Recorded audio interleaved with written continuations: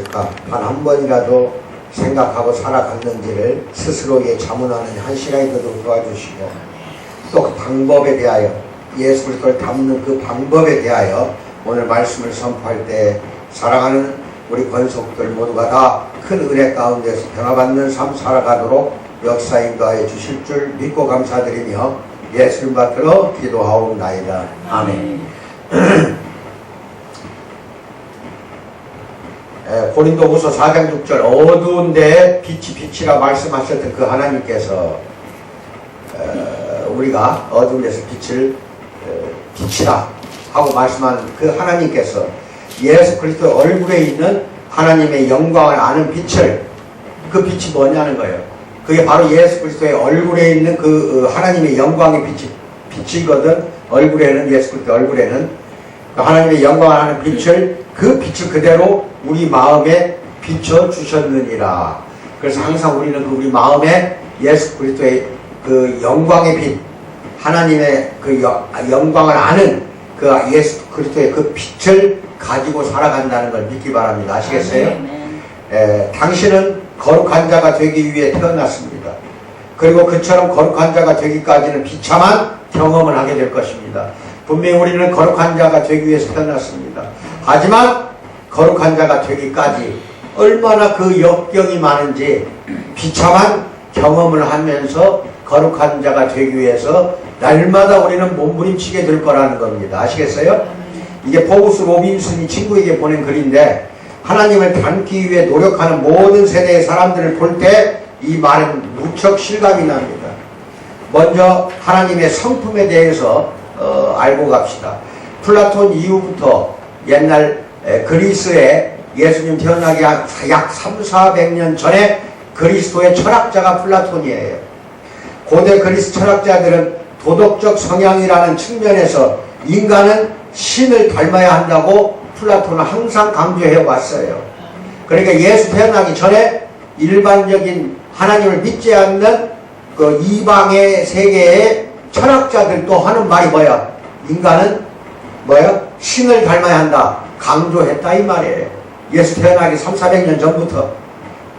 에픽테토스라는 철학자는 당신은 먼저 신들의 성품이 무엇인지 배워야 한다.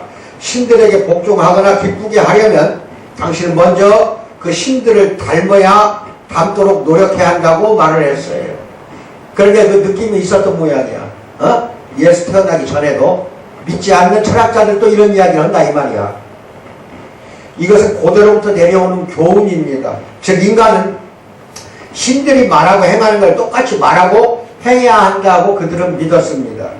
그러나 이방신이라는 것은, 잘 들어요, 하나님이 아닌, 예수님이 아닌 이방신을 아무리 닮으려고 해도 심지어 그 신들 가운데 가장 탁월한 신, 그 당시는 제우스예요.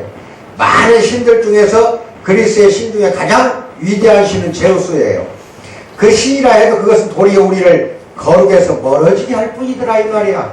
아무리 닮으려고 해도 거룩함에서는 멀어지더라는 거예요. 이방신은 닮아봐야 거룩한 사람이 될 길을 찾을 수 없다는 겁니다.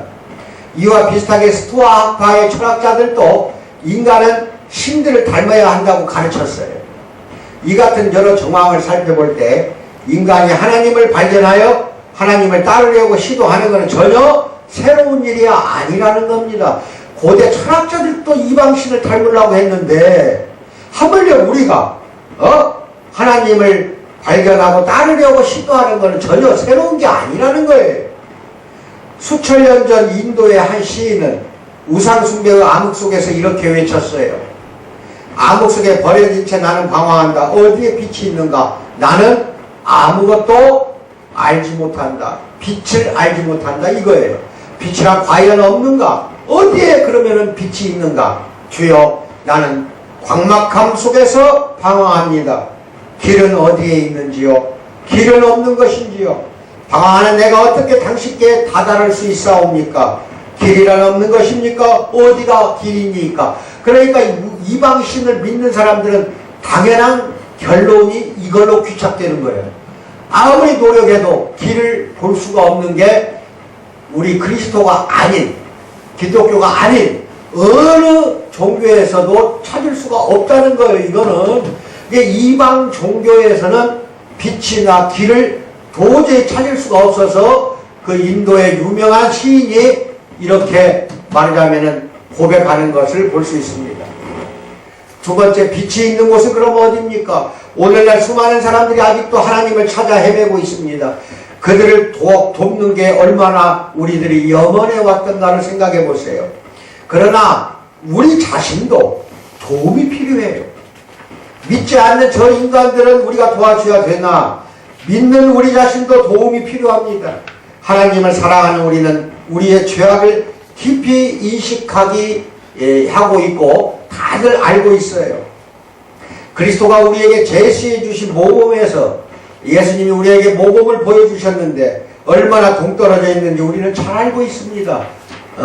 자발적인 마음을 만약에 가졌다면 하나님께 최선의 봉사를 하려고 할 것이다. 그리고 자기 속에 있는 대부분의 죄악을 통감할 것이다 하고 50년 전 헨리 드러먼드는 사람들의 영적 갈망의 강도는 상상을 초월할 정도라고 고백한 적이 있습니다.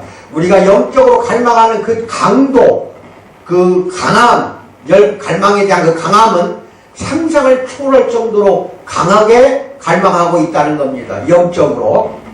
이 말은 예전 그 어느 때보다 오늘날 더욱더 사실로 드러나고 있습니다. 얼마나 많은 사람들이 집회에 몰려듭니까? 수많은 영혼들이 말 그대로 살아계신 하나님께 목말라 하고 있어요. 그러나 사람들은 너무나 빈번히 그리스도인에게 경멸을 표하고 등을 돌려버립니다. 특히 불신자들은 우리를 보고 그냥 등을 돌려요. 그들이 되돌아가는 곳은 어디인가? 그곳에는 아무런 빛이 없는데도 불구하고 우리들을 보면 그냥 등을 돌려버린다 이겁니다. 예수님은 뭐라고 말했습니까? 요한복음 8장 12절에서 나는 세상의 빛이니 뭐라고요? 나를 따르는 자는 어둠에 다니지 아니하고 생명의 빛을 얻으리라고 그렇게 말씀하셨어요. 사람들은 다시 한번 빛이 어디 있는가 라고 외칩니다.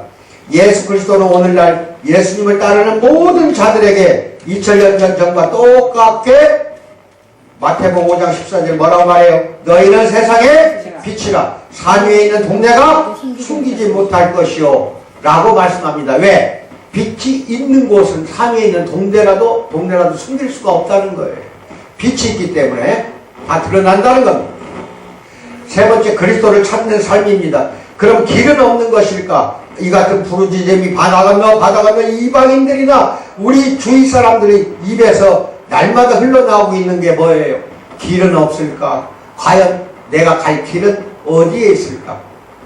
이에 대해 예수님이 바로 뭐라고 말합니까? 요한복음 14장 6절에서 성경에 다 여러분의 인생의 질문에 대한 대답이 다 있어요. 길은 어디 있습니까? 하고 질문하면 요한복음 14장 6절이잖아. 뭐라고 말해? 거기 길이 있다고 나오잖아. 시작. 내가 곧 길이요 진리요 생명이니 나로 말미암지 않고는 아버지께로 올 자가 없느니라. 예수님을 거치지 않고는 하나님께 갈 수 없다. 즉 천국에 갈 수 없다는 뜻이에요. 그리스도를 계시하는 그리스도인들이 오늘날 얼마나 이게 크게 요청이 되는 사실인지를 모릅니다.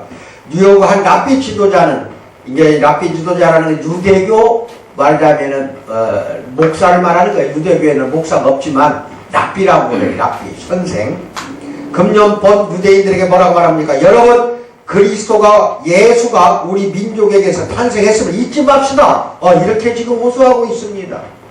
그들이 예수를 죽였잖아. 그럼 유대교를 믿는 사람들은 예수를 전혀 인정을 하지 않는데 오늘날 어떤 그 유대교의 랍비들은 드디어 예수 그리스도가 우리 민족에 탄생했음을 잊지 말자고 호소할 정도로 이제는 그리스도인들 또한 우리 주님이 우리가 그리스도를 계시하기를 원하신다는 사실을 우리는 전혀 잊어서는 안 된다. 즉 우리가 예수 그리스도를 나타내는 거, 이게 계시예요.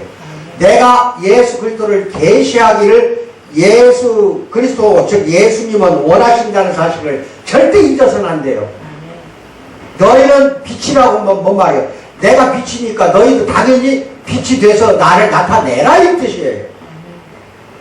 그래서 고린도후서 4장 6절 뭐라고 말합니까? 시작. 어두운 데 빛이 비치라 말씀하셨을 그 하나님께서 예수 그리스도의 얼굴에 있는 하나님의 영광을 하는 그 빛을 우리 마음에 비추셨다고 그렇게 바울 사도는 말하고 있습니다. 세상 사람들은 우리를 보며 뭐라고 말합니까? 더욱더 그리스도를 닮은 자가 되라고 소리쳐요. 불신자들이 예수 그리스도를 믿는 크리스천들에게 하는 말이 뭐야? 너는 더욱더 예수를 닮은 자가 되라, 이렇게 외쳐대고 있는 것을 우리는 망각해서는 안 된다는 겁니다. 또 당신들의 삶을 통해 예수의 그 그리스도를, 또는 예수님을 보여달라, 당신들의 삶을 통해 그리스도를 보아라 하고 외치고 있습니다. 그러므로 우리는 예수 그리스도 구주를 바라보며 우리를 축복해달라고, 주님을 닮게 해달라고 날마다 간구해야 합니다. 나는 진지한 열정을 지닌 어떤 사람들로부터 승리하는 삶의 비결을 알려달라는 요청을 받은 적이 있어요. 온전히 복종했으나 실패하고 말았습니다. 도대체 무엇이 잘못되었습니까?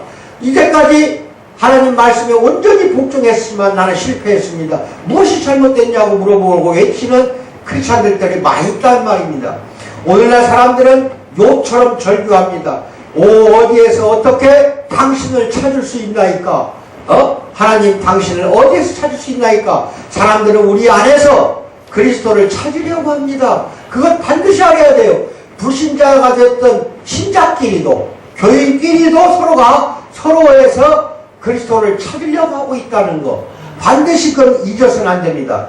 그리고 너무도 많이 사도 바울 고백이 우리 고백이 되고 맙니다. 그렇게 찾으려고 하건만 나는 나 자신이 그렇게 되지 못하는 그것이 워낙이 나는 참으로 내 안에 죄가 있어서 그런 거 아니냐 하고 고백하는 게 로마서 7장 17절 합동합니다. 시작. 이제는 그것을 행하는 자가 내가 아니요 내 속에 있는 죄니라. 내 속에 거하고 있는 죄가 자꾸 드러나더라 이겁니다.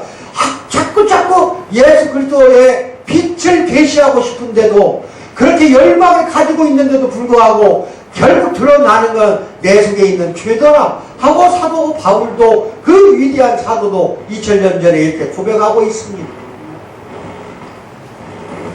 이제 어떻게 주님을 닮을 수 있는가 라고 묻기보다 먼저 어느 정도나 주님을 닮을 수 있는가 라고 질문하게 됩니다. 도대체 닮긴 닮아야 되겠는데 어느 정도나 닮아야 될 건가? 이제 이런 질문으로 나아가게 된다 이겁니다. 네 번째, 그래서 예수 그리스도의 이제 초상에 대해서 알아봅시다. 미술 수업이 끝난 후 한 어린 학생이 선생을 찾아왔습니다. 선생님 제발 부탁인데 예수님 한 번만 그려주세요 라고 선생에게 부탁했습니다.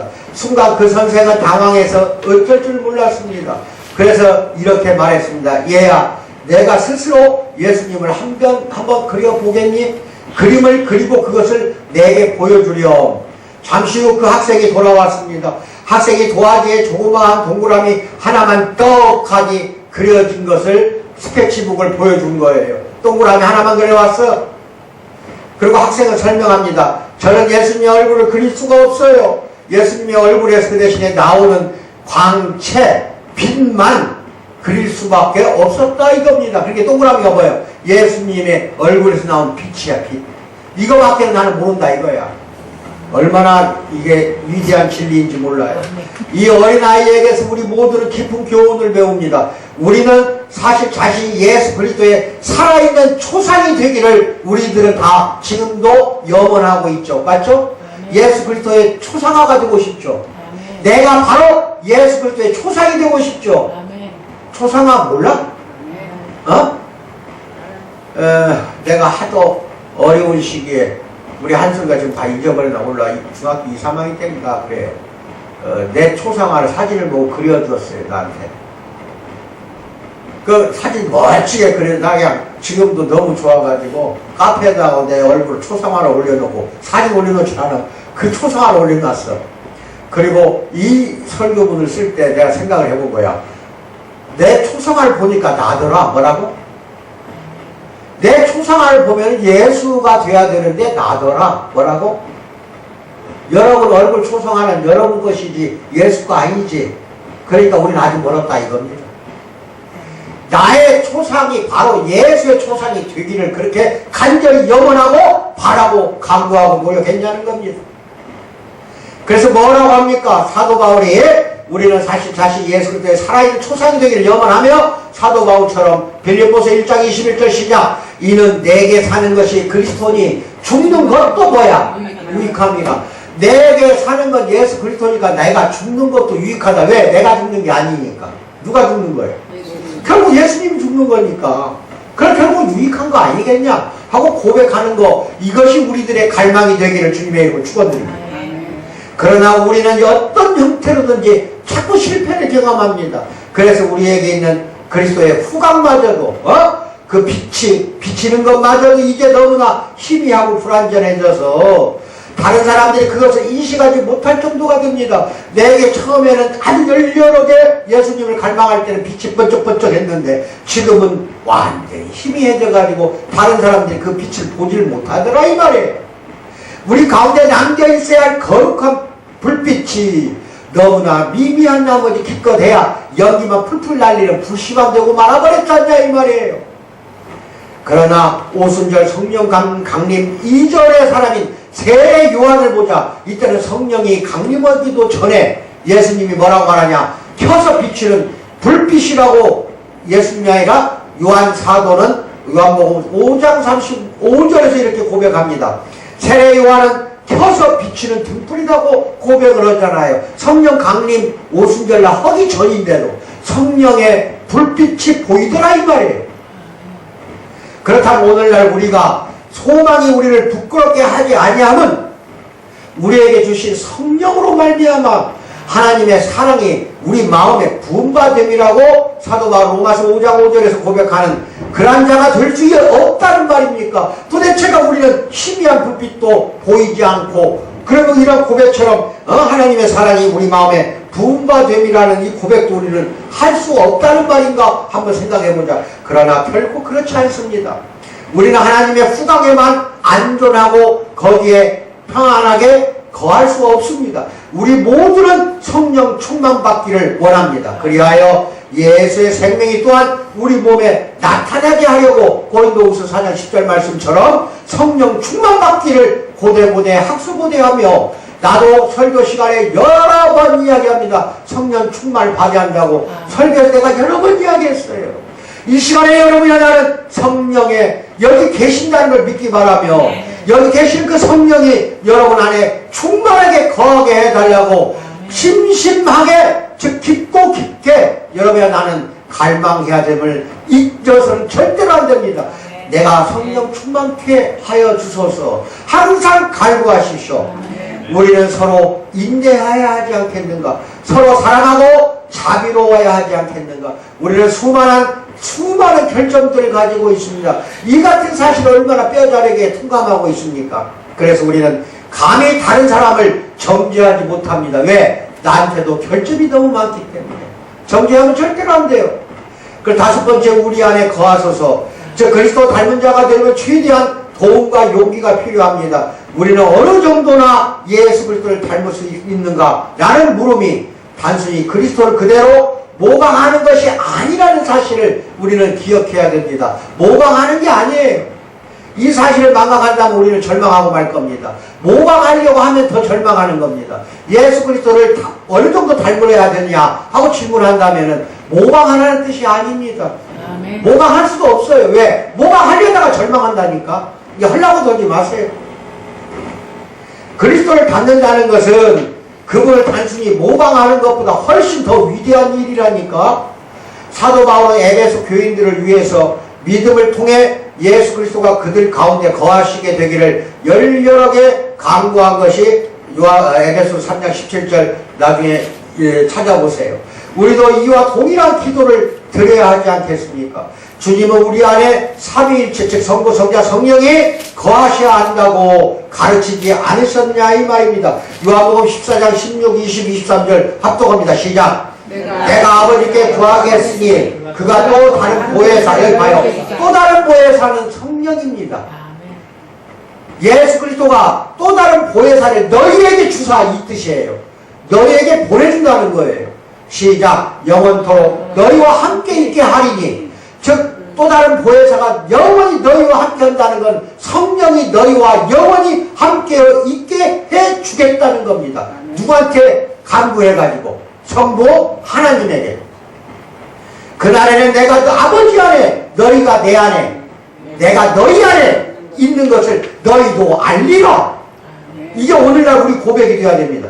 예수께서 대답하여 이르시되 사람이 나를 사랑하면 내 말을 지키리니. 즉 예수의 말씀을 지킬 수밖에 없어. 왜? 예수님을 사랑하기 때문에. 그 말을 지키리니 내 아버지께서 그를 사랑하실 것이요. 예수님의 말을 따라 지키니까 사랑하실 것이요. 우리가 그에게 가서 거처를 그와 함께 하리라. 거처를 여러분 안에서 함께 거하노라. 약속하신 거 잊어서는 절대 안 됩니다. 예수 그리스도가 성령이 되어 우리 안에 나와 함께 거처를 한다면은 항상 예수 그리스도의 빛이 비칠 수밖에 없다 이겁니다. 아멘. 맞아요. 그러면 모방할 필요도 없어요. 자동적으로 여러분이 나는 예수 그리스도와 닮은 초상이 된다 이겁니다. 아시겠어요? 주를 따르는 제자들이요, 하나님이 내주하시면 어떤 가시적인 결과가 나타나겠는가? 하나님이 성령이 되어 내 안에 내주한다면 어떤 보이는 결과가 나타나겠는가? 하나님이 우리 안에서 자신을 나타내시는 일을 방해하는 내적 방해물이 있다고 한다면은 큰일입니다. 그게 자꾸 하나님은 내 안에 성령 충만 가운데 나타내 주려고 한단 말이야. 자기 자신을 여러 사람에게 나를 통하여 보여주려고 하는데 방해물이 있으면 어떻게 하자는 거예요? 내 안에 그 나타내지 못하게 하는 방해물. 이거 큰일이다 이 말이에요. 여섯 번째, 온전에 대한 명령을 합니다. 오직 그리스도만을 드러내는 것이 바로 그리스도를 닮는 것입니다. 예수 그리스도를 드러내는 것이 바로 닮는 것이라 이 말이에요. 이제 이 문제에 대해 우리 주님이 어떻게 말씀하는지 한번 알아봅시다. 주님은 제자들에게 마태복음 5장 48절 뭐라고 말합니까? 그러므로 하늘에 계신 너희 아버지의 온전하신 것 같이 너희도 온전하라. 이 온전이라는 걸 설명하려면 아주 많이 해야 되고 가끔 내가 설명을 해줬어요. 완전이 아니고 뭐예요? 온전이라는 것은 좌나 우로 치우치는 게 아니라 균형을 잡아주는 거예요. 뭐 말인지 알아요? 하나님이 좌나 우로 치우치지 않으시는 분처럼 우리도 하나님의 그 온전함을 닮아서 우리도 온전하라는 겁니다. 여기서 말하는 온전이란 무엇인가 하는 논의는 잠시 접어둡니다. 다만 여러분들은 그것이 성부의 친절하심이나 사랑을 가리키며 그분의 무죄하심, 지혜로우심, 능력을 가리키는 것은 아닙니다. 이게 온전이 아니에요. 이것은 완전이에요. 만약 이렇게 한다면 완전이에요. 근데 인간은 완전해질 수 없어요. 근데 온전은 가능해요. 온전해져야 돼요. 아시겠어요? 예, 그것을 잘 알기 바랍니다. 우리 모두가 얼마나 그러면은 온전해질 수 있는가 질문하기를 원합니다. 우리 중 얼마나 많은 사람이 주님의 온전에 대한 명령을 무시해왔던가를 한번 생각해 봅시다. 그리고 스스로에게 또는 다른 사람들에게 나는 온전을 믿지 않는다라고 얼마만큼 말해왔던가를 한번 생각해 보라는 거예요. 어떤 크리스찬들은 온전이라는 걸 믿지 않는다는 말 많이 해요. 얼마나 자주 우리는 스스로 그리스도인이라고 자청하는 사람들의 입에서 때로는 경박하게 때로는 경멸스럽게 이런 반박의 말, 나는 온전을 믿지 않는다 이런 말이 나오는 걸 많이 들어왔던가 한번 생각해봐요. 실로 이것은 신성모독입니다. 온전하라는 건 주님의 명령이에요. 당신이 정이 원한다면 이 명령을 무시하십시오. 위험 속에 빠질 실족하기를 원한다면 무시하십시오. 그러나 하나님의 말씀을 능멸하지는 마십시오. 그리고 그 말씀을 무용한 거, 쓸모없는 것으로 여기지 마십시오. 나는 온전을 믿지 않습니다 라고 말하는 사람들에게 묻고 싶습니다. 당신은 다른 그리스도인들에게 발견되는 불온전에 대해서는 어느 정도나 인내하는가? 이것을 한번 물어보고 싶다는 거예요. 우리 크리스찬들이요, 꼭 같은 신자들끼리 손가락질합니다. 저 인간은 불온전하다 이거야. 즉 불온전을 불건전이라고 했대. 뭐 말인지 알아요? 항상 그렇게 손가락 해왔잖냐 이 말이야. 그러면 자기는 온전해지려고 하질 않아요. 그럼 예수 그리스도를 닮을 수 있겠어? 우리 모두가 이런 참 반성을 해야 됩니다. 교회 다니는 사람이 조금이라도 거짓되거나 실수라도 범한다면 우리는 얼마나 그 교인들을 경멸합니까? 무시하고 손가락질하고 실수하고 거짓되면 그리스도인이 다른 사람을 조금이라도 속이면 우리 눈에 얼마나 그 그리스도인들이 가증스러워 보였냐 이 말이에요. 목사나 교회 직분자가 교만하거나 성격이 거칠고 고약할 경우 그것에 대해 얼마나 많은 입방아를 찢어대고 자기 자신에 대해서는 말을 안 해. 꼭 이러면 눈깔이 밖으로만 있으니까 문제야. 눈 안을 두 개를 박아놓은 걸 밖으로만 보라는 게 아니라 안도 보라는 거야. 뭐라고? 뭔 말이 하나도 못 알아들어. 눈알이 왜 이렇게 있어? 밖에 외부를 보라고만 만들어 놓은 게 아니야. 하나님이 눈 두 개를 만들어 놓으면 영안도 있다는 걸 믿어야 돼. 내 안을 바라볼 수도 있어야 할 거 아니야. 나는 쳐다보지 않고 꼭 밖으로만 두 눈깔이 까져 있어가지고 그것만 쳐다보고 다른 신자들 갖다 비웃고 목사도 비웃고 난리를 입방을 지어. 이거 다 지옥 갈 일이에요.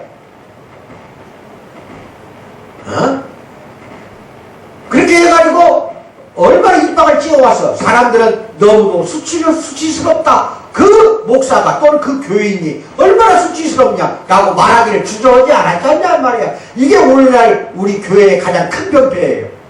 손가락 쥐어하지 마세요. 다 같은 죄인끼리 손가락질해서 어떻게 하자는 거예요. 그러나 아이러니컬하게 이처럼 타인의 조그만 실수에 최고로 목청을 높이는 사람들이 나는 온전을 믿지 않는다고 말한다니까. 이게 문제라니까. 나는 온전을 믿지 않고 그렇게 말하면서 상대방이 불온전한 것만 꼬집어낸다 이 말이야. 상대방이 불온전한 것만. 부끄러운 일입니다. 예수 닮은 게 하나도 없어요. 우리는 다른 사람의 죄에 대해서는 시시콜콜 특별하게 그냥 꼬치꼬치 따집니다. 반면에 자신의 결정과 연약성을 은폐하려는 가면적인 성향을 지적하는 주님의 가르침에 불신을 자꾸 표해요. 주님은 이것을 가장 싫어했어요. 회칠한 무덤이니 이런 말들 얼마나 많이 나와? 독사 새끼라까지 하잖아요. 그렇게 싫어하는데 그런 주님의 가르침에는 불신을 표하고 불신하는 게 그런 인간들이에요. 정녕 이래야만 하는가? 주님의 명령에 복종하려고 노력하는 소수의 사람들이 타인의 실수로 정죄하는 데 있어서는 가장 관대하다는 사실을 깨닫지 못합니까? 이렇게 관대한 신자들이 있다니까? 주님의 명령에 복종하려고 노력하는 아주 지극히 작은 소수의 사람들이 타인의 실수로 정죄하는 데 있어서는 가장 관대하다는 사실을 우리는 깨달아야 됩니다. 우리는 비기독교 국가의 수많은 사람들이 그리스도인에게 어떤 종류의 온전을 기대해야 하는지 이미 살펴보았습니다. 이들은 그리스도 닮지 못한 우리의 삶을 비웃으며 주님을 더욱더 닮으라고 우리에게 요구하고 있다는 걸 잊지 말기 바랍니다. 아멘을 받으셔요. 일곱 번째, 세상이 요구하는 그런 거룩은 무엇입니까? 우리 주변의 삶을 또한 우리에게 높은 기준, 곧 온전, 즉 세상에서는 완전이라고 해요. 세상에서는 온전이라고 하는 기준을 기대하고 있지 않은가. 그리스도인이라고 고백하는 삶에 배치되는 범죄 행위가 있으면 그것은 즉각 신문에 기사화되고 해외로까지 널리 알려지게 됩니다. 그러나 교회 밖의 수많은 사람들은 이보다 더 심각한 범행을 자행해도 신문지상에 한 마디 언급 없이 묵과되기도 합니다. 이게 참 중요한 거예요. 교회 밖의 불신자들은요, 살인죄를 저질러도 신문에 잘 안 나. 그런데 교회 다니는 사람들이 범죄 행위가 있으면 조그마한 범죄 행위도 즉각 신문에 난다는 걸 알아야 한다니까. 왜 그럴까? 그치. 세상 사람들은 우리를 예수 그리스도가 되기를 원하고 있다는 거예요. 그러니까 조그마한 범죄를 해도 교인들이 범죄한 건 대서특필된다는 걸 잊어서는 안 된다는 겁니다. 이게 우리에게 세상이 요구하는 거룩이에요. 거룩. 한 익명의 작가는 이렇게 말했습니다. 종교에 대한 세상 사람들의 평가 기준은 오직 거룩성이 뭐라고요? 불신자가 종교를 평가하는 건 거룩한 거 이거 하나밖에 없어요. 거룩하게 되라는 것이 불신자가 우리 크리스찬들에게 요구하는 것이다. 이걸 잊지 말기 바랍니다. 그들은 어떤 은밀한 죄악도 범하지 않는 종교인들이 되기를 원하고 있습니다. 세상 사람들은 그리스도인이 상거래에 있어서 어떤 속임수도 쓰지 않기를 원하고 사업에 있어서 그릇된 방법을 않기를 기대합니다. 그들 자신은 대수롭지 않게 행하면서 사기치고 자기들은 그런 짓거리 거짓말 많이 하면서 남들 속이는 거 잘 하면서 우리한테는 하지 말라고 한다 이 말이에요. 그들은 그리스도인이 불신자들보다도 더 친절하고 더 인내하리라고 참고 견디리라고 기대하고 있다는 걸 잊어서는 절대로 안 돼요. 그리고 이 기대는 정당한 거예요. 그게 절대 억울하게 생각하지 말아요. 우리가 그렇게 살기를 안 하기 때문에 문제가 있는 겁니다. 그러므로 이 문제에 겸하게 직면해야 됩니다. 내가 다른 그리스도인에게 요구하는, 그리고 세상이 내게 요구하는 거룩함의 높은 수준에 도달하는 것이 그럼 가능할까? 그렇다면 다시 이렇게 질문해 봅니다. 나는 하나님의 능력과 하나님의 은혜를 감히 제한할 것인가? 감히 내가 구주께 그분이 나를 이 정도밖에 구원할 수 없다고 말하려고 하는가? 이 정도밖에 예수님 구하기 나를 구원할 수밖에 없어요? 더 구원할 수는 없어요? 이렇게 따질 것인가? 무죄의 가능성을 주장하려 하지는 않는가? 이걸 생각할 필요가 있습니다. 지금 나는 죄가 없는 상태의 완전을 이야기하는 게 아닙니다. 신자들이 거룩과 완전에 실제적으로 도달하는 데는 분명 제한이 있어요. 도달하지 못해요. 이 땅에 살아가는 한 우리에게는 죄악을 범하려는 경향이, 항상 사탄에 넘어가는 경향이 항상 있기 때문에 그렇다 이겁니다. 요한일서 1장 8절 시작. 만약 우리가 죄가 없다고 말하면 스스로 속이고 또 진리가 우리 속에 있지 아니한다 이거 말이에요. 진리가 우리 속에 있지 않는다는, 예수가 또는 성령이 우리 안에 있지 않는다는 뜻이야. 다시 한번 이야기해요. 사도 요한은 요한일서 1장 8절에 뭐라고 말합니까? 만일 우리가 죄가 없다고 말하면 스스로 속인다. 스스로 속이고 또 진리가 우리 속에 있지 않는다. 거짓말하지 말라. 너는 항상 죄를 짓게 된다. 이거예요. 이 말씀은 철두철미하게 진실입니다. 그럼에도 우리가 그 다음에 요한일서 1장 7절 뭐라고 나옵니까? 그가 빛 가운데 계신 것 같이 우리도 뭐라고? 빛 가운데 행하면 우리가 서로 사귐이 있고 그 아들 예수의 피가 우리를 모든 죄에서 깨끗하게 하실 것이라고 성경 말씀과 같이 될 수 있다고 하나님은 약속합니다. 다시 한번 말합니다. 빛 가운데 계신 것 같이, 예수 그리스도가 빛 가운데 계신 것 같이 우리도 빛 가운데서 항상 행하려고 노력하십시다. 우리가 서로 그래야 사귐이 있고 그 아들 예수의 피가 우리를 모든 죄에서 깨끗하게 하실 것이라 이거예요. 빛 가운데 있으려고 하라 이 말이에요. 나의 개인적인 경험에 비추어 이 말씀은 사실입니다. 그 어떤 것도 구원을 이루시는 하나님은 능력을 제한할 수는 없어요. 다 구원해줘요. 어떤 죄악 속에서도 우리를 구원해줍니다. 그러므로 구원에 들어가지 못하면 오직 나 자신이 비난받아야 하는 것입니다. 따라서 이제 이 질문을 숙고하고 어떻게 우리가 예수님을 닮을 수 있는지, 그분을 닮는다는 것이 무엇을 의미하는지 이제 결론으로 갑니다. 8번째, 그리스도를 닮을 가능성을 찾아보자. 한편 온전하라는 하나님의 그 명령을 이해하거나 또는 그 명령에 복종하는 것이 어떻게 가능한지 깨닫기 위해서 먼저 너희 아버지라고 마태복음 5장 48절에 나오는 이 두 단어를 주목하십시오. 너희 아버지. 이건 우리 아버지를 말합니다. 여기에 그리스도를 닮을 수 있는 가능성, 즉 거룩하고 온전해질 수 있는 가능성이 너희 아버지란 말 속에 있어요. 우리는 그리스도를 영접한 많은 사람들과 마찬가지로 우리들은 하나님의 자녀입니다. 맞아요? 맞아요? 믿어요? 나는 하나님의 자녀다. 시작. 그리스도를 닮는 것은 거듭남에 따른 자연스러운 결과예요. 노력할 필요도 없어요. 거듭나는 것 중생 마음에는 당연스럽게 예수 그리스도를 닮아가게 됩니다. 아시겠어요? 나는 가장 친밀하고 가장 부드러운 끈으로 하나님과 연결되어 있습니다. 그분은 나의 아버지이시고 나는 그분의 성품에 참여한 자라는 걸 믿기 바랍니다. 우리가 마치 어린아이가 아버지께 하듯이 하늘에 계신 우리 성부 하나님 아버지께 신뢰와 사랑을 보여드린다면 우리는 그리스도를 닮은 자가 될 것입니다. 아멘을 받으시기 바랍니다. 그런데 하나님을 향한 사랑과 신뢰도 하나님으로부터 선물로 줘야만이 가능해요. 거룩함도 또한 선물입니다. 사도행전 1장 8절 합독합니다. 오직 시작. 오직 성령이 너희에게 말하시면 너희가 권능을 받고 예루살렘과 온 유대와 사마리아와 땅끝까지 이르되 증인이 되리라 하시니라. 권능을 받는다고 그랬잖아. 성령이 너희에게 임하면 너희는 권능을 받고 이렇게 나오는 걸 기억하시기 바랍니다. 그 성령이 우리 안에 있어요. 그 다음에 로마서 5장 5절 시작. 소망이 우리를 부끄럽게 하지 아니함은 우리에게 주신 성령으로 말미암아 하나님의 사랑이 우리 마음에 부음받음이니. 이러니까 하나님의 성령을 통해서 우리 마음속에 사랑을 철철 넘쳐 이렇게 부어주었다는 겁니다. 그러니까 소망이 우리를 부끄럽게 하지 않는다는 거예요. 한껏 소망을 갖고 사세요. 그리스도를 닮는 것이 우리의 선행이나 우리의 공적이나 행위나 수고나 노력에 의해서 만약에 보증이 된다면 우리는 전부 다 절망할 수밖에 없어요. 그래서 율법을 따르면 절망할 수밖에 없는 게 이런 것들 때문에 그래.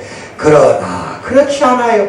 우리는 우리 아버지, 너의 아버지로부터 이런 걸 다 받는다는 걸 믿기 바랍니다. 어린 아이라고 하더라도 예수님, 즉 성령 하나님 또 성부 하나님이 철철 부어준다는 걸 믿기 바랍니다. 9번째, 모든 것이 합력하여 선을 이룬다는 걸 믿기 바랍니다. 하나님 아버지는 우리를 사랑하시며 기뻐합니다. 예수 그리스도는 우리를 위해 자신을 주셨어요. 예, 우리를 하나님 앞에 흠도 점도 없이 거룩한 존재로 예수님이 하나님께 드리게 하실 수 있었던 겁니다. 너희는 하나님이 우리 속에 거하게 하신 성령이 시기하기까지 사모한다 하시는 말씀을 헛된 줄로 알고 생각하느냐. 야고보 4장 5절에 이런 말이 나와요. 너희는 하나님이 우리 속에 거하게 하신 성령이 시기하기까지 사모한다. 이번 말이냐, 내 안에 지금 성령님 계시지, 그 다음 성부 하나님 또 계시지. 성부 하나님이 우리를 사랑하는데 어느 정도로 사모하냐, 사랑하고 우리를 어느 정도 사모하냐, 우리 안에 있는 성령이 시기할 정도라면 이 말이에요. 그게 우리 아버지야.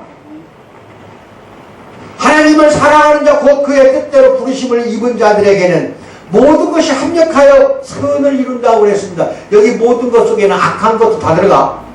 나쁜 거, 좋은 거, 착한 거, 아주 쓸모없는 거 다 들어가요. 이것이 합쳐져 갖고 선을 이루는 거예요. 이게 합쳐져서 그대로 하나님이 이루고자 하는 뜻을 다 이루어 나가게 된다는 걸 믿기 바랍니다. 걱정, 절망, 곤란, 좌절, 이익과 손해, 번영과 역경 등과 같이 우리가 생각하기에 나쁘고 해악스러운 것들까지 모두 합력하여 선을 이루게 하시는 하나님을 믿기 바랍니다. 그래야 우리로 그 아들의 형상을 본받게 한다고. 로마서 8장 29절 본받게 하고 그리스도 닮은 자가 되게 한다는 걸 믿기 바랍니다. 그러므로 거룩은 죽을 수밖에 없는 인생의 모든 과정 속에 숨어 있는 겁니다. 어떤 사람은 거룩을 방해하는 것은 우리 밖에 있지 않다, 그것은 우리 내부에 있다고 말하는 경우가 있습니다. 우리에게 있어 중요한 문제는 어떤 일이 일어났는가가 아니라 그것을 어떻게 받아들이는가 하는 거예요. 어떤 일이 일어나면 그게 중요한 게 어떻게 받아들이냐. 갑자기 어떤 일이 뻥 터졌어. 그러면 아이고 저걸 어떻게 내가 받아들여야 되느냐. 이것이 중요하다 이겁니다. 그리스도를 위해, 동료 그리스도인들을 위해, 우리 자신을 위해 그리스도를 닮는 자가 되시기 바랍니다. 히브리서 13장 21절 합독합니다. 모든 선한 일에 너희를 온전하게 하사 자기 뜻을 행하게 하시고 그 앞에 즐거운 것을 예수 그리스도를 말미암아 우리 가운데서 이루시기를 원하노라. 영광이 그에게 세세무궁토록 있을지어다. 아멘. 아시겠습니까? 10번째, 준비해 놓으신 하나님이라는 걸 믿기 바랍니다. 신학생들이 종종 이런 이야기를 많이 합니다. 우리는 기독교를 원치 않습니다. 그리스도를 원한다고 합니다. 일견 맞는 말이에요. 사도 바울이 가르쳤듯이 그리스도가 우리의 삶이 되어야 합니다. 이렇게 함으로써 우리는 그리스도를 다른 사람들에게 보여줘야 됩니다. 하나님이 모든 준비를 해 놓으셨고 우리는 그것을 따라 그리스도 닮은 삶을 살 수 있다는 사실을 확신하며 안심할 수가 있습니다. 고기를 잡아먹고 사는 새를 보세요. 종종 강가의 진흙 위에 내려앉습니다. 새의 발에는 넓은 물갈퀴가 있습니다. 진흙 위에 내려앉을 때 물갈퀴가 펼쳐져서 그 새는 진흙 속에 빠지지 않습니다. 새들에게는 물갈퀴가 없었다면 그 진흙 속에 가라앉았거나 다른 위험에 처해질 것입니다. 한 마리의 새에 대해서도 이같이 세심하게 배려하신 하나님, 그 사랑 많으신 하나님이 우리를 위해 아무 준비도 해놓지 않으셨을까요? 그래요? 아니죠. 죄의 진흙 속에 빠지지 않도록 지켜주는 보호장치를 마련해 주셨다고 믿기 바랍니다. 이제 하나님의 말씀에 귀를 기울여 봅시다. 자, 베드로후서 1장 2, 3절 시작. 하나님과 우리 주 예수를 알므로 은혜와 평강이 너희에게 더욱 많을지어다. 그의 신비한 능력으로 생명과 경건에 속한 모든 것을 우리에게 주셨으니 이는 자기의 뭐예요? 영광과 덕으로서 우리를 부르신 이를 알므로 말미암는다 그랬습니다. 이건 매우 놀라운 위로의 말씀입니다. 그리스도는 먼저 자신의 거룩한 성품을 우리에게 부여해 주십니다. 그 다음에 우리에게 자신의 삶을 살아가도록 기대한다니까요. 뭔 말이냐? 우리에게 먼저 할 일은 뭐예요? 우리 자신의 거룩한 성품을 자기 자신의, 즉 예수님 자신의 거룩한 성품을 우리에게 부어주셨다는 거예요. 주셨어. 그 다음에 우리에게 자신의 삶을 살아가도록 기대한다니까. 거룩한 성품을 주지도 않고 나를 따라오라고 할 예수 그리스도가 아니라는 겁니다. 이미 주었어. 거룩한 성품을 우리에게 주었는데 그게 눈이 가려워지고 흐려져서 못 보고 있는 거예요. 그래서 그게 거룩한 성품이 나타나지 않고 있다 이 말입니다. 주었어요. 불경하고 냉소적인 한 군인은 이 말을 듣고 놀라운 변화를 경험합니다. 그러고는 뭐라고 합니까? 이것이 이 모든 이유를 설명해 준다. 거듭하여 나는 선한 사람이 되어야 한다고 들어왔고 지속적으로 나는 선한 사람이 되기 위해 노력해 왔다. 그러나 나는 선한 사람이 될 수 없었다. 이제 나는 왜 그랬는지를 안다는 거야. 왜? 거룩한 성품을 주어버렸어. 그러니까 선한 사람이 되려고 아무리 발버둥 치고 노력한들 실패한다 이 말입니다. 거룩한 성품을 부여주었어. 그러니까 그대로만 살아. 그대로만 살아나가. 거기다 행위를 더하려고 하지 말어. 이제 기쁜 마음으로 예수 그리스도를 믿으세요. 그리고 그리스도를 자신 안에 내주하시는 구주로 영접하는 그러한 사람이 되기를 주님의 이름으로 축원드립니다. 성경에 나타난 기도들 실제 약속으로 생각해 본 적이 있는가요? 사도 바울은 성령의 감동을 받아 하나님이 성도 기도에 기꺼이 응답하신다고 말하고 있습니다. 데살로니가전서 5장 23절 합독합니다. 평강의 시작. 평강의 하나님이 친히 너희를 온전히 거룩하게 하시고 또 너희의 온 영과 혼과 몸이 우리 주 예수 그리스도께서 강림하실 때 흠없게 보존되기를 원하기 때문에 너희에게 온전히 거룩하게 하고 계신다는 걸 믿기 바랍니다. 내가 하는 게 아니라 거룩하게 해 주신다는 거예요. 여기서 우리는 이 기도를 하나님이 기꺼이 우리를 위해 역사하시고자 한다는 계시로 보아야 됩니다. 그리고 5장 23절 이렇게 나옵니다. 시작. 그리고 사도 바울은 뭐라고 말합니까? 평강의 하나님이 친히 너희를 온전히 거룩하게 하시고 또 너희의 온 영과 혼과 몸이 우리 주 예수 그리스도께서 강림하실 때 흠없게 보존되기를 원하고 계신다는 거 하나님이 믿기 바랍니다. 그래서 부여해 주는 거예요. 거룩함을. 우리는 이 모든 일이 협력하여 이런 목적을 이루는 것이라고 보아야 됩니다. 마지막으로 11절 작은 것에 주의하세요. 그리스도를 닮으려면 반드시 배워야 할 중요한 교훈 하나가 있는데 그것은 소위 작은 것들, 사소한 죄악에까지도 우리는 주의를 기울여야 합니다. 아주 조그마한 사소한 죄 간과하지 마십시오. 그러면 우리는 실패하고 말 것입니다. 알코올 중독자, 혐오스러운 죄악을 범한 자가 회심해서 신실한 하나님의 일꾼이 되는 걸 우리는 어렵지 않게 볼 수 있습니다. 살인자가 회심해가지고 목사 되는 경우 많아요. 왜 그럴까요? 사실 엄청난 죄악을 범한 사람은 선하게 보이려고 가장하지 않아요. 이미 죄악을 너무 엄청나게 저질렀기 때문에 선하게 보이려고 꾸미질 않아. 이처럼 극적으로 회개할 수 있는 이점이 있어요. 왜? 너무 큰 죄를 지었으니까 회개밖에 없어 이 사람들은. 반면 위선자는 의롭기가 너무나 힘들어. 왜? 자꾸 이선을 피우니까. 작은 일들은 거룩한 삶에 매우 중요한 역할을 합니다.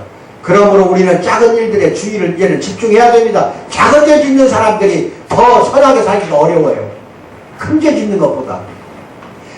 런던 국립미술관에 많은 걸작들이 있는데 한 번 보면 결국 잊혀지지 않은 작은 그림 하나가 있대요.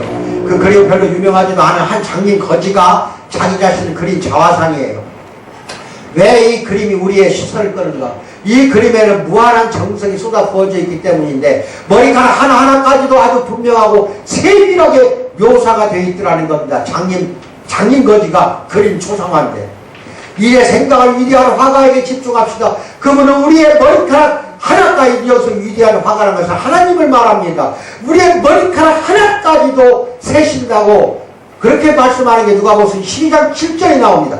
우리를 향한 하나님의 이런 관심에 머리카락 하나까지도 세워주시는 하나님이 우리에 대한 관심에 응답할 때 하나님의 사랑이 우리의 모든 생각과 표정과 언어나 행동 등을 제어하고 통제할 때 우리는 가장 겸손한 자가 될 수 있고 사람들은 우리의 삶을 통해 아마 아름다움을 발견하게 되리라고 믿습니다. 그리고 그런 아름다움이 그들의 생각을 이끌고 또 우리가 아니라 위대한 예술가인 주 예수님을 향한 찬양을 드리게 할 것이라고 믿습니다. 12번째 그리스도의 형상이 드러나도록 삽시다. 이제 다른 측면에 접근합니다. 우리에게 끌과 망치와 대리석이 있어요. 끌, 망치, 대리석. 그것으로 인간의 두상을, 즉 머리야, 인간의 머리를 조각한다고 합시다. 우리 모두가 두상을 조각한다는 데에는 별 차이가 없어요. 그 결과는 매우 흥미로워요. 여러 사람이 끌을 주고 망치를 주고 대리석 조각을 똑같이 주었다니까? 그래서 이제 조각해라. 그런데 미술가는 매우 그럴듯하게 조각할 겁니다. 그래서 우리는 이 조각의 모델이 누구일까 상상할 것입니다. 그러나 현대의 미켈란젤로라고 할 만큼 뛰어난 조각가가 아름다운 작품을 우리에게 선보인다면 모든 비평은 쑥 들어가 버리고 경탄과 즐거움만 있을 것이라 이 말이에요. 아주 위대한 조각가가 나타나갖고 조각을 해버리면은 나머지가 조각한 건 다 쓸모가 없어진다 이 말입니다. 이 대가의 작품과 우리의 작품과의 차이는 뭘까? 왜 똑같이 양자 모두 인간의 머리를 조각한 것인데 그러나 세세한 부분에까지 미치는 그 대가의 주의력과 기술이 결국 대작을 만드는 거라 이 말입니다. 우리는 대충 조각을 끌고 망치로 할 겁니다. 그런데 미켈란젤로 같은 조각가가 나타나면은 세세한 조각을 할 때 머리카락까지도 조각할 거 아니겠냐 이 말이에요. 뭔 말인지 알아요? 그러니까 우리가 도저히 따라갈 수가 없는 거예요. 당신과 내가 이 땅에 존재하는 유일한 이유가 여기에 있어요. 그것은 예수 그리스도의 형상이 우리 속에서 이루어지게 한다. 갈라디아 4장 19절 꼭 찾아봐요. 그래서 하나님의 영광에 이르기까지 그리스도가 우리를 통해 드러나야 합니다. 우리의 영혼은 그리스도가 믿음으로 그 안에 거하기 위해서 우리 영혼이 창조가 되어 있지 사탄이 거하는 장소로 만든 게 아니란 말이에요. 고린도전서 6장 16절 창조와 합하는 자는 그와 한 몸인 줄을 알지 못하느냐 일러스되 둘이 한 육체가 된다고 했다. 이렇게 말하는 게 나옵니다. 13절 마지막 복음을 가리는 자가 되면 안 된다. 이제 앞에 언급한 두상 조각의 비유가 여기에는 적절치 않습니다. 그리스도는 전적으로 완전하십니다. 완전해요. 그러므로 사도 바울의 고백처럼 그리스도가 우리 안에 온전히 자리하지 않으신다면 그것은 전적으로 우리가 그분의 은혜의 역사를 방해하고 있기 때문에 예수 그리스도가 우리에게 온전히 자리하지 않는다니까. 성령이 온전히 우리 안에 자리하려면 방해하는 것을 다 없애버려야 됩니다. 즉 하나님이 자신의 영광을 드러내시는 걸 우리가 막고 있기 때문에 그래요. 다시 말하면 우리가 하나님의 계시를 나타내려고 하는 그 계시를 오염시키고 희미하게 우리가 만들고 막고 있어요. 이와 같은 일이 일어난다면 우리는 그리스도와 같은 형상으로 변화되진 않습니다. 골로새 4장 3절 시작. 만일 우리의 복음이 가리었으면 다 망하는 자들에게 가려진 거라고 말합니다. 이제는 누가 가린 거예요? 스스로 가려진 거야. 망하는 자들만 그 복음이 가려진다 이 말, 가리워진다. 이거 조심하세요. 우리의 눈을 막은 건 이 세상 신들이 아니라 우리 자신입니다. 누구라고요? 우리 자신이야. 그리스도 닮은 그리스도인은 어떤 죄악도 아무리 작은 죄악이라 하더라도 그것이 자기 삶에 머물지 못하도록 민감하게 반응해야 됩니다. 자, 내 자신은 그리스도에 의해 항상 감추어져 있어야 합니다. 그러므로 가장 작은 죄악에 대해서도 타협이 있어서는 안 됩니다. 우리는 죄가 무엇인지 기꺼이 알려고 해야 하며 자신의 하나님이 기뻐하시는 자로 보여드리기 위해서 전력해야 됩니다.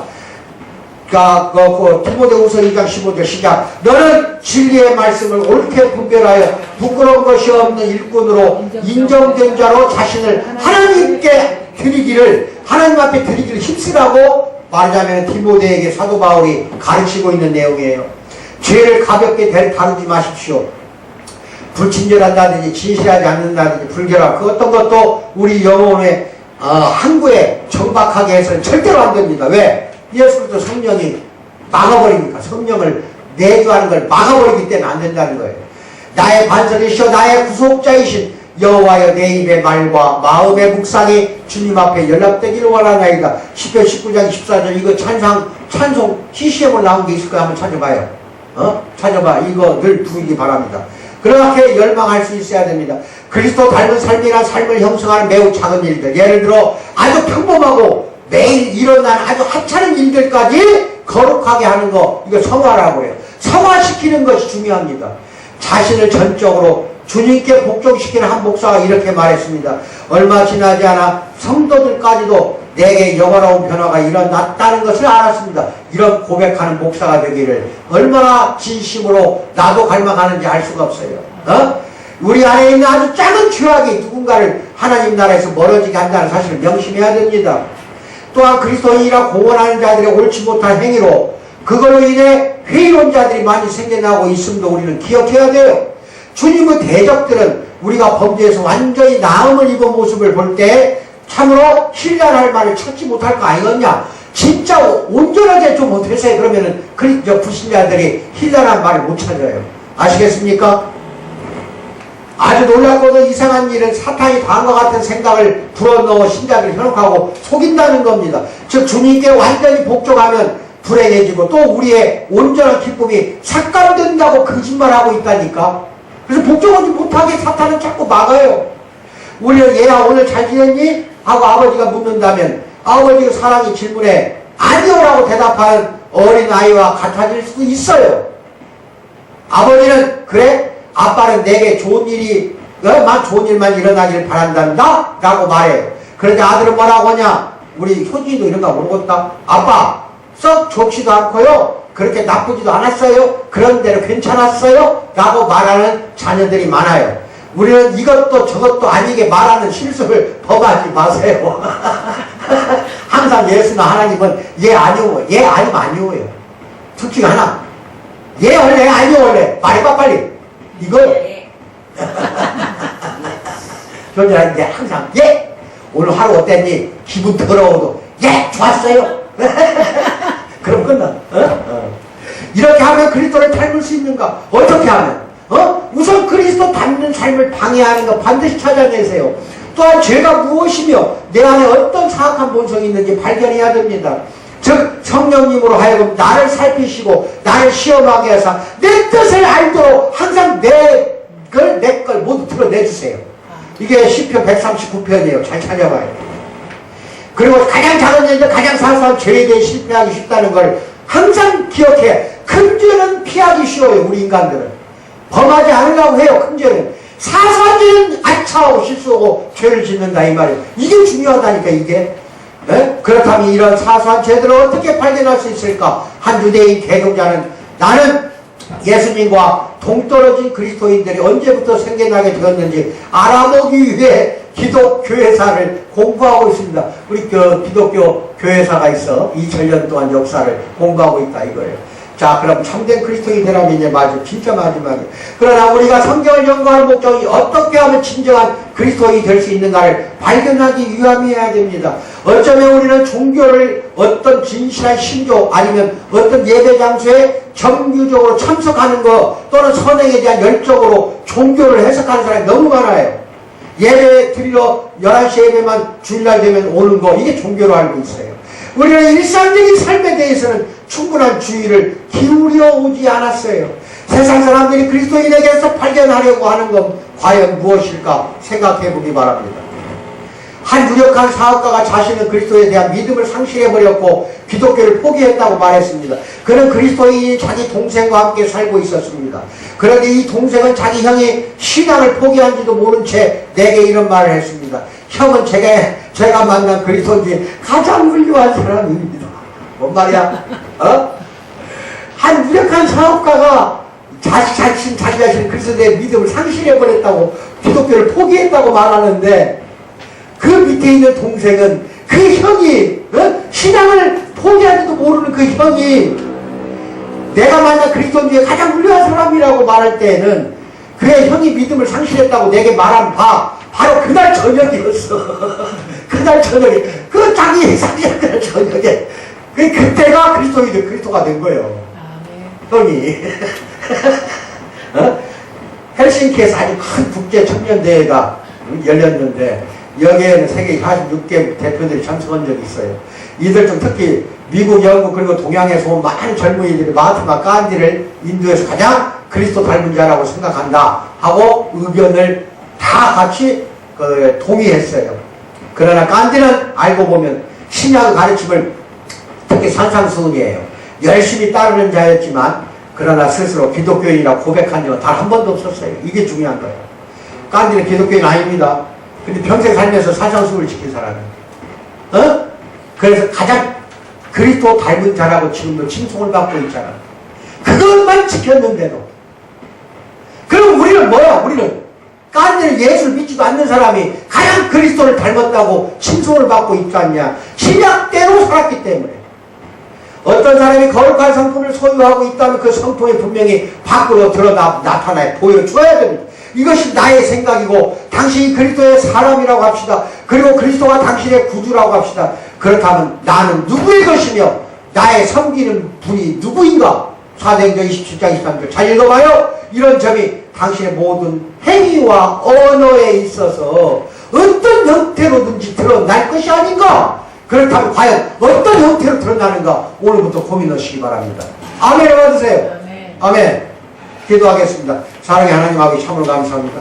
오늘 예수 그리스도를 어떻게 닮을 수 있을까 말씀을 길게 선포했습니다. 그 말씀 중에 온전히 하나님 말씀만 선포가 되도록 도와주셨을 줄 믿습니다. 듣는 모든 권속들 이제부터는 어떻게 하면 예수를 닮을 수 있는가를 확연하게 깨달았다고 믿습니다. 결단하는 우리 권속들 성령 충만 은혜 가운데서 능력을 부어주사 항상 매일매일 삶이 예수 그리스도를 닮아가는 그러한 삶이 되도록 도와주실 줄 믿고 감사드리며 예수를 받들어 기도하옵나이다. 아멘.